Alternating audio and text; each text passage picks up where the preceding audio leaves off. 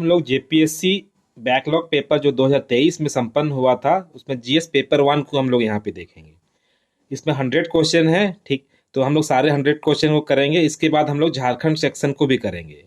ये पेपर आपकी JPSC prelims जो 11th जेपीएससी होने वाला है उसके लिए काफ़ी इंपॉर्टेंट है। आपको इस पेपर को ध्यान में रखते हुए अपने तैयारी को इसी के राह पे आगे बढ़ाना है। ये बहुत ही इंपॉर्टेंट है आपके एग्जाम के लिए। आने वाले जो जेपीएससी प्रीलिम्स हैं, सीडीपीओ हैं, दोनों पेपर में ये आपका काम आने वाला है। मैं बोलूँगा कि आप लोग इस पेपर को बहुत अच्छे से देखें। सारा का सॉल्यूशन हम जो ऑथेंटिक सॉल्यूशन है वो देने का कोशिश किए हैं। अगर इसमें भी अगर थोड़ा बहुत एरर होता है तो उसको हम लोग बाद में सुधार कर लेंगे। चलिए सबसे पहले क्वेश्चन से हम लोग स्टार्ट करते हैं। देखते हैं फर्स्ट क्वेश्चन क्या आया था। सिंधु घाटी सभ्यता का परिपक्व काल क्या पूछा है, ठीक है। तो आप अगर सिलेबस को देखे होंगे तो एनिशियंट हिस्ट्री से आपके एग्जाम में 5 क्वेश्चन है, ठीक है। तो एनिशियंट हिस्ट्री से 5 हैं, मेडिवल से 5 हैं और मॉडर्न से भी 5 हैं। तो 5-5 का वेटेज है और पूरे सिलेबस को देखते ही हुए ये सारे क्वेश्चन डाले गए हैं। तो 5 क्वेश्चन आपके एनिशियंट हिस्ट्री से हैं। फर्स्ट क्वेश्चन आपसे पूछा था सिंधु सभ्यता का परिपक्व काल, तो ये 2600 से लेके 1900 ईसा पूर्व जो है ये आपका इसका परिपक्व काल माना जाता है। तो ये आपका फर्स्ट का बी आंसर करेक्ट होगा, ठीक है। चलिए आगे बढ़ते हैं। कौन सा वेद श्याम एवं शुक्ल के रूप में विभाजित है? तो ये तो आप लोगों को पता होगा, जो यजुर्वेद है ये श्याम वेद और शुक्ल के रूप में ये विभाजित है। ये आसान क्वेश्चन है, तो बी इसका करेक्ट आंसर होगा, यजुर्वेद। चलिए आगे बढ़ते हैं। स्त्रकायन शब्द किस बौद्ध धर्म का के रूप का प्रतिनिधित्व करता है? तो ये ए और सी दोनों के लिए है। ये आपका निकाय बौद्ध और हीनयान बौद्ध, ये दोनों के लिए इसको डिनोट करता है, ए एंड सी। तो हम लोगों को ए एंड सी कहाँ पे दिखाई पड़ रहा है? डी में पड़ रहा है। तो करेक्ट आंसर क्या होगा? डी। चलिए आगे बढ़ते हैं। ग्रेट इलेक्टस महासम्मत का सिद्धांत जो भारतीय इतिहास के प्राचीन युग में प्रचलित था उसकी समानता किससे देखी जा सकती है? फोर्थ का करेक्ट आंसर होगा सामाजिक अनुबंध का सिद्धांत जो है, या the theory of great elect, ये आपका इससे संबंधित है। तो इसका करेक्ट आंसर होगा 4 का ए। चलिए 4 का ए हो गया। चलिए आगे बढ़ते हैं। क्वेश्चन नंबर 5 क्या बोल रहा है? महाभारत एवं रामायण की संतत्व की घोषणा कब हुई थी? महाभारत और रामायण वर कंसिस्ट ड्यूरिंग विच पीरियड? तो आपका करेक्ट आंसर हो जाएगा 5th का बी, जो गुप्त काल है इसमें हुआ था, 5वां का बी। क्वेश्चन नंबर 6 पूछा है आपसे, राजतरंगिणी का फारसी अनुवाद किसके समय में हुआ था? ये क्वेश्चन रिपीटेड है, ये बार बार पूछता है। तो कश्मीर के बादशाह के समय हुआ था राजतरंगिणी, कश्मीर की कहानी इसमें लिखा हुआ है। तो करेक्ट क्वेश्चन नंबर 6 का करेक्ट आंसर होगा सी। चलिए आगे बढ़ते हैं। क्वेश्चन नंबर 7, दिल्ली का कुतुब मीनार किसे समर्पित है? जो कि दिल्ली में कुतुब मीनार है, आप सब जानते होंगे, घूमे गए भी होंगे कुतुब मीनार देखने के लिए। तो ये कुतुब मीनार का कभी कभी निर्माण से क्वेश्चन आता है और कभी ये किसको समर्पित है ये भी क्वेश्चन आता है। तो ये सूफी संत जो बख्तियार काकी थे उनको समर्पित है ये आपका कुतुबुद्दीन ऐबक के द्वारा निर्मित आपका कुतुब मीनार, ठीक है। 7 का बी। नेक्स्ट क्वेश्चन है 8वां, कर्नाटक राज्य किस साम्राज्य का दूसरा नाम था? आपसे पूछा है कि कर्नाटक राज्य किस साम्राज्य का दूसरा नाम था? तो इसका सही आंसर होगा जो विजयनगर साम्राज्य था इसका नाम कर्नाटक राज्य था। तो 8 का करेक्ट आंसर होगा डी।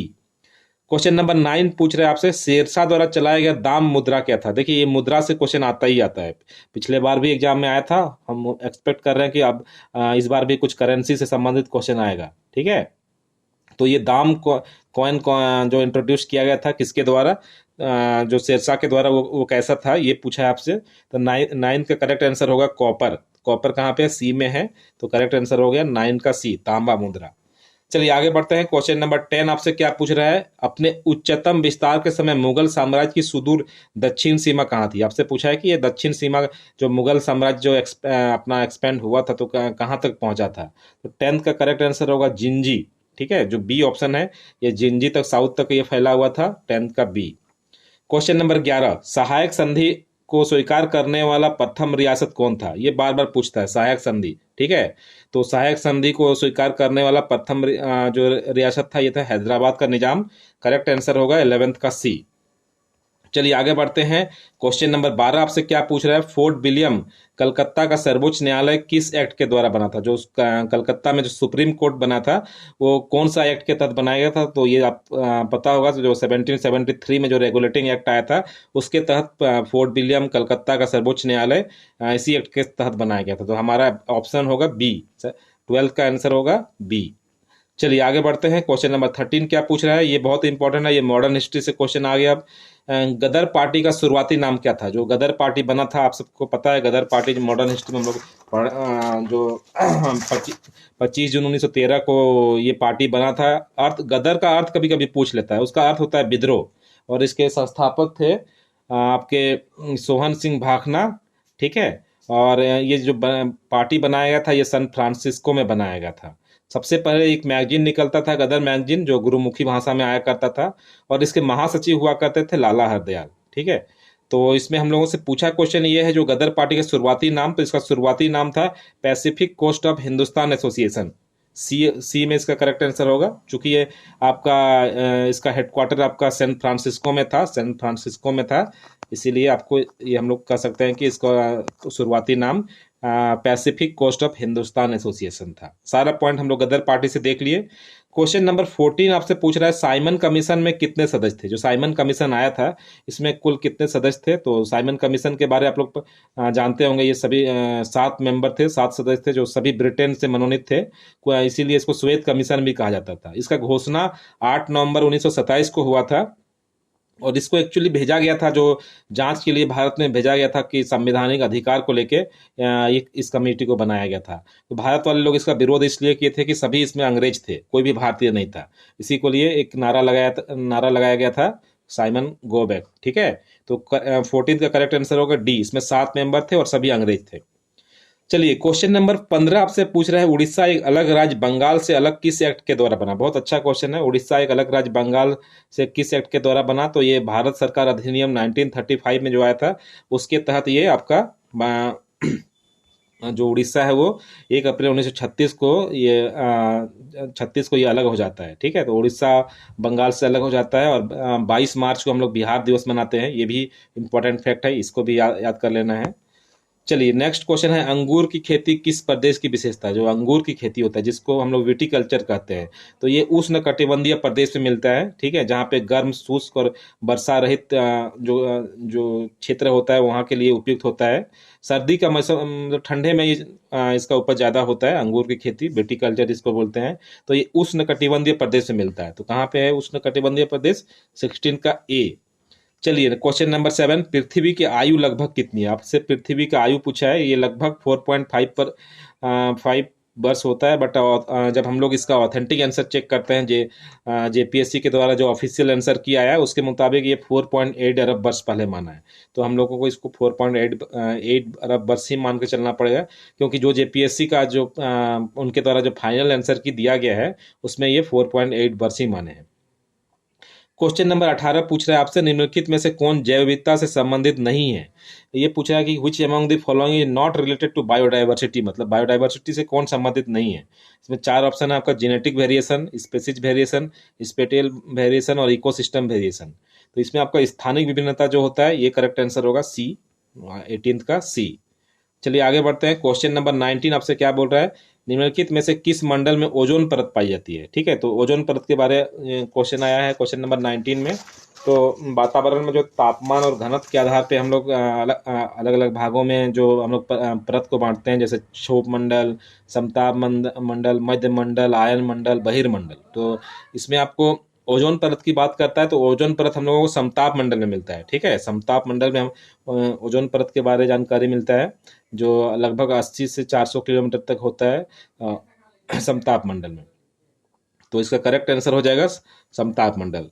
क्वेश्चन नंबर 20 आपसे पूछ रहा है, निम्नलिखित में से कौन सा निक्षेपण क्रिया टिलाइट का निर्माण करती है? जो टिलाइट होता है उसका निर्माण, जो हिमनदीय निक्षेपण होता है, जो हिमानी से जो निर्मित होता है, उसको हम लोग टिलाइट कहते हैं। तो ये हिमनदीय निक्षेपण होगा, 20 का बी आंसर करेक्ट होगा, 20 का बी।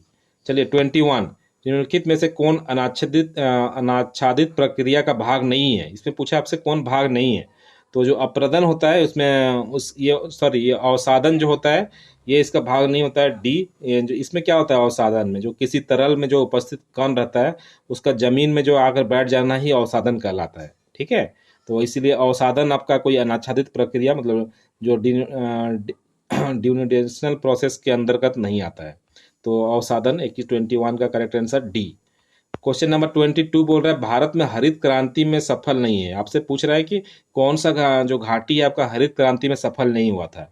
तो जो ब्रह्मपुत्र घाटी था, ये तो आप ऑप्शन देख के भी आप बना सकते थे, ठीक है। जो ब्रह्मपुत्र घाटी है वो आपका हरित क्रांति में सफल नहीं हुआ था। हरित क्रांति के बारे में कुछ हम लोगों को जान लेना है, क्योंकि स्वामीनाथन का नाम सुने होंगे, जो जिनका संबंध भारत से था, उनको हरित क्रांति में को लाने में इनका बहुत बड़ा योगदान था, और अभी हाल ही फिलहाल में इनका निधन हुआ है, ठीक है। तो हो सकता है कि आपसे यहाँ से क्वेश्चन पूछे।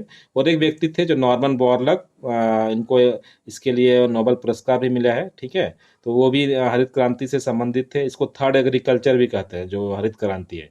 और ये जो हरित क्रांति का दौर लगभग 1966 के समय का है, जब ये भारत में आया था। और स्पेशली इसमें गेहूं और चावल, दो फसल पे ध्यान दिया गया था। कौन कौन था? गेहूं और चावल, गेहूं और चावल, ये इस पे स्पेशल ध्यान दिया गया था। हम उम्मीद कर रहे हैं कि आपको हरित क्रांति से एक क्वेश्चन इस बार देखने को मिलेगा। चलिए, क्वेश्चन नंबर 23 आपसे पूछ रहा है जनगणना। देखिए, सेंसस आपके एग्जाम के लिए बहुत इंपॉर्टेंट है, बार बार बोल रहे हैं सेंसस पढ़ के जाइएगा, ठीक है। सेंसस 2011 के अनुसार विश्व की जनसंख्या में भारत की जनसंख्या की कितनी प्रतिशत भागीदारी है? पूरे विश्व का जो भागीदारी जनसंख्या है, उसके अकॉर्डिंग भारत का जनसंख्या को देखें तो ये लगभग 17.5 है, 17.5% है। अगर यूएन का रिपोर्ट देखें तो अब हम लोग चाइना को भी पछाड़ चुके हैं, अब हम लोग टॉप में आ चुके हैं, ठीक है। 1 नंबर में हम लोग जनसंख्या में आ चुके हैं। चलिए, तो इसका करेक्ट आंसर होगा सी। क्वेश्चन नंबर 24, निम्नलिखित में से किस वस्तुओं का भारत में विश्व निर्यात में सबसे अधिक योगदान है? चलिए, मतलब किसका हम लोग निर्यात सबसे ज्यादा करते हैं? अगर हम लोग रिपोर्ट देखें तो सबसे ज्यादा हम लोग जो विनिर्मित माल है, जो मैन्युफैक्चर्ड गुड है, इसका हम लोग सबसे ज्यादा हम लोग निर्यात करते हैं, ठीक है। इसमें क्या आता है? जैसे चमड़ा तथा उत्पाद होता है, पेट्रोलियम का उत्पाद हो गया, रत्न आभूषण हो गया, इस सारे चीजों का उत्पाद में हम लोग सबसे ज्यादा योगदान देते हैं भारत। चलिए, क्वेश्चन नंबर 25 आपसे क्या पूछ रहा है, थोड़ा ध्यान से देख लेते हैं। क्वेश्चन को ध्यान से पढ़िएगा, जब भी आप क्वेश्चन बनाइए तो सबसे पहले क्वेश्चन और ऑप्शन दोनों को ध्यान से पढ़िए। देखिए क्या पूछा है आपसे, निम्न में से कौन व्यावसायिक नगर नहीं है? देखिए, इस टाइप के क्वेश्चन आपके जेपीएससी में बहुत ज्यादा पूछते हैं आजकल, नहीं है तो कौन सा आपका इसमें कमर्शियल सिटी नहीं है बोला है? तो अदीस आबाबा ये ये नहीं है आपका कमर्शियल सिटी। बाकी जो फ्रैंकफर्ट जो है जर्मनी में है, जो आर्थिक परिवहन का केंद्र है ये आपका। फिर मैनचेस्टर तो जानते हैं, ये इंग्लैंड में है, ये बिजिएस्ट एयरपोर्ट है, वस्त्र उद्योग के लिए काफ़ी फेमस है मैनचेस्टर, ठीक है। बाकी मुंबई तो भारत की आर्थिक राजधानी है। तो इसमें कौन सा व्यावसायिक नगर नहीं है? अडीस अबाबा, जो आपका इथोपिया का कैपिटल है, ठीक है। तो अगर आपसे पूछे कि इथोपिया का कैपिटल, तो अडीस अबाबा, जो कोई भी हम लोग इसको कमर्शियल सिटी के अंतर्गत नहीं रख सकते हैं। चलिए, क्वेश्चन नंबर 26 आपसे क्या पूछ रहा है? मित्रों देखिए, हम लोग कोशिश कर रहे हैं कि आपको एक क्वेश्चन में जो मैक्सिमम क्वेश्चन बन सकता है उसको भी हम लोग एक्सप्लेन कर रहे हैं। तो आप लोग जो भी आपके जिस तरीका से आप एग्जाम का प्रिपरेशन कर रहे हैं, आप कोशिश कीजिए कि इस पेपर को आप प्रिंट आउट लेके आप इसी को ध्यान में रखते हुए तैयारी कीजिए। इसी पैटर्न पे आपका एग्जाम होने वाला है। जो 17 मार्च को जो पेपर होगा, लगभग इसी पैटर्न पे आएगा। क्वेश्चन नंबर 26 आपसे पूछ रहा है, निम्नलिखित में से किसने ड्राफ्टिंग समिति को ड्रिफ्टिंग समिति कहा था? कौन व्यक्ति थे जिन्होंने ड्राफ्टिंग कमेटी को ड्रिफ्टिंग कमेटी बोला था? अच्छा क्वेश्चन है ये, और ये कहा था नजीरुद्दीन अहमद, ठीक है। जो ये बनाया गया था आपका अम्बेडकर जी के चेयरमैन में ड्राफ्टिंग कमेटी, तो इसी को ये नजीरुद्दीन अहमद जी के द्वारा कहा गया था कि ये नहीं, ये ड्रिफ्टिंग कमेटी है। तो 26 का आंसर होगा बी। चलिए, क्वेश्चन नंबर 27 क्या बोल रहा है? सर्वोच्च न्यायालय का सलाहकार क्षेत्राधिकार किस देश के संविधान से लिया गया है? जो एडवाइजरी जुरिस्डिक्शन है सुप्रीम कोर्ट का, वो कहाँ से लिया गया है, ये पूछा है। तो एक क्वेश्चन यहाँ से भी आता है कि जो भी कॉन्स्टिट्यूशन में जो भी प्रावधान लिया गया है वो कहाँ से लिया गया है, ठीक है। तो इसको भी ध्यान से देखना है। तो इसका करेक्ट आंसर होगा आपका कनाडा, ठीक है। जो करेक्ट सी ऑप्शन है, ये करेक्ट आंसर है। जो कनाडा से आपका जो एडवाइजरी जुरिस्डिक्शन है, इसको लिया गया। ब्रिटेन से क्या लिया गया? संसदीय व्यवस्था, ये सब पता है आप लोगों को। साउथ अफ्रीका से जो संविधान का संशोधन है, ये सब लिया गया है। तो इस सबको थोड़ा सा देख लेना है। क्वेश्चन नंबर 28 क्या पूछ रहा है? निम्नलिखित में से संविधान के किस प्रावधान को संसद के विशेष बहुमत द्वारा संशोधित किया जा सकता है एवं इनमें राज्यों की सहमति की आवश्यकता नहीं है? मतलब इसमें राज्य का जो है राज्य से प्रायर परमिशन लेने की जरूरत नहीं होता है, तो ये आपका होगा मौलिक अधिकार।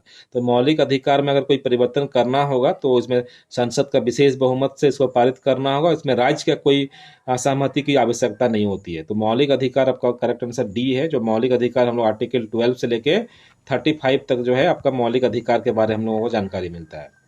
चलिए क्वेश्चन नंबर 29, किस संवैधानिक संशोधन द्वारा सिक्किम, ये बहुत इंपॉर्टेंट है, सिक्किम जो है ये एक मिनट रुकिए, एक मिनट। हम्म हम्म ये सिक्किम, सिक्किम को पूर्ण राज्य का दर्जा कब दिया गया था, ये पूछ रहा है आपसे। ठीक है, तो कौन सा संविधान संशोधन था सिक्किम से संबंधित? तो सिक्किम को पूर्ण राज्य का जो दर्जा आपका 36वां संविधान संशोधन से दिया गया था। ठीक है, जो आपका 19 पूर्ण राज्य जो सिक्किम को भारत में इसमें मिला लिया गया था 1974 में। तो आपको इसका करेक्ट आंसर होगा 36। ये बहुत इंपॉर्टेंट है, इससे पहले ये इंडिपेंडेंट था, ये भारत से नहीं जुड़ा था, ये अलग था। तो 29 का करेक्ट आंसर डी होगा। चलिए आगे बढ़ते हैं, क्वेश्चन नंबर 30, द्वितीय प्रशासनिक आयोग का कौन सा रिपोर्ट शासन में नैतिकता की बात करता है? ठीक है, तो इथिक्स इन गवर्नेंस की बात कौन सा रिपोर्ट करता है? तो इसका चौथी रिपोर्ट था। देखिए ये सब इंपॉर्टेंट है, आपके सिलेबस में लिखा हुआ जो प्रशासनिक आयोग का जो एआरसी रिपोर्ट है, ये पूरा पढ़ना है आप लोगों को, तो ध्यान से दीजिए। ये सब सिलेबस में है आपका दिया हुआ, तो पढ़ के जाइएगा तो भी तभी बना पाइएगा। तो ये चौथा रिपोर्ट है, इसमें इस शासन में नैतिकता की बात कहा गया है, इथिक्स इन गवर्नेंस। चलिए आगे बढ़ते हैं, क्वेश्चन नंबर 31 क्या बोल रहे हैं? निम्नलिखित में से किस राज्य ने सर्वप्रथम लोकायुक्त संस्थान की स्थापना की? ये भी अच्छा क्वेश्चन है ये ठीक है, कौन सा राज्य था जो सबसे पहले आपका लोकायुक्त के निर्माण की बात करता है? तो ये महाराष्ट्र है। ठीक है, महाराष्ट्र में 1971 से आपका लोकायुक्त के संस्थान की स्थापना की बात की गई थी। क्वेश्चन नंबर 32, नागरिक घोषणा की अवधारणा को सबसे पहले किस वर्ष में व्यक्त एवं लागू किया गया था? ठीक है, तो सिटीजन चार्टर, ये कब इसको व्यक्त और लागू किया गया था? तो ये आपका 1991 में। करेक्ट आंसर होगा 1991। चलिए आगे बढ़ते हैं हम लोग, क्वेश्चन नंबर 33, किसकी अनुशंसा के बाद भारत में 1970 में कार्मिक विभाग का गठन हुआ? देखिए आप जो कार्मिक विभाग है, यहाँ पे जो डिपार्टमेंट ऑफ पर्सनल, ये कौन सा कमेटी के सिफारिश के बाद इसका गठन हुआ था 1970 में? तो इसका करेक्ट आंसर होगा गोरावाला समिति। देखिए कमेटी से क्वेश्चन आता ही है, तो ये गोरवाला समिति है, जो सी ऑप्शन है, ये करेक्ट आंसर होगा। एक्चुअली ये भ्रष्टाचार को रोकने के लिए ये सब बनाया गया था। ठीक है, 1951 में ये कमेटी बना था, गोरावाला कमेटी, और इसमें आपको जो कार्मिक विभाग के गठन का बात कहा था। ये सॉरी, ये ईयर होगा 1970, 51 नहीं, ये 70 होगा। चलिए आगे बढ़ते हैं, क्वेश्चन नंबर 34, निम्नलिखित में से कौन सा अनुच्छेद audit of account of panchayat से संबंधित? देखिए जो पंचायत से जो भी है क्वेश्चन आपको आर्टिकल से ही पूछता है, क्योंकि आपके एग्जाम में स्पेशली वो मेंशन किया हुआ है पंचायत के बारे। तो 243 जे है, ये आपको audit of account of panchayat से संबंधित है। तो इसको पूरे आर्टिकल को याद करके जाना होगा पेपर में, क्योंकि यहाँ से हर बार एक क्वेश्चन आ ही रहा है। 243 जे करेक्ट आंसर होगा। चलिए क्वेश्चन नंबर 35, निम्नलिखित में से किस कमेटी ने पंचायती राज के द्विस्तरीय प्रणाली की सिफारिश की थी? पंचायती राज बहुत इंपॉर्टेंट है, सुने होंगे पंचायती राज के बारे। तो जैसे त्रिस्तरीय की बात तो आपका जो बलवंत राय मेहता कमेटी किए थे, लेकिन दो स्तरीय कमेटी जो दो स्तरीय टू टायर की बात करते हैं अशोक मेहता कमेटी। ठीक है, जो 1978 में 1977 में बना था, और 1978 में अपना रिपोर्ट पेश किया था अशोक मेहता कमेटी। तो करेक्ट आंसर होगा अशोक मेहता कमेटी, जो दो स्तरीय की बात करता है। क्वेश्चन नंबर 36, आर्थिक विकास के प्रकार क्या है? ये आर्थिक विकास में कौन सा प्रकार है? तो आर्थिक विकास में आपका संतुलित और असंतुलित दोनों रहना चाहिए। तो इसका करेक्ट आंसर होगा ए। ठीक है, ए एंड आपका 36 का ए होगा। मित्रों हम लोग 36 क्वेश्चन ऑलरेडी तक हम लोग देख चुके हैं। हम लोग 40 क्वेश्चन तक आज कोशिश करते हैं बनाने का। फिर पार्ट 2 इसका एक और वीडियो आएगा, जिसमें हम लोग 40 के बाद हम लोग 100 क्वेश्चन तक हम लोग उसमें कर लेंगे। चलिए अब सारे क्वेश्चन अच्छे क्वेश्चन आएंगे यहाँ से। विकास के मापदंड क्या होता है, कोई भी जो पैरामीटर्स होता है डेवलपमेंट का, वो क्या क्या होता है। तो ऑप्शन है सामाजिक एवं आर्थिक सूचक, जीवन का भौतिक गुणवत्ता सूचक, आधारभूत संरचना और पर्यावरण संतुलन।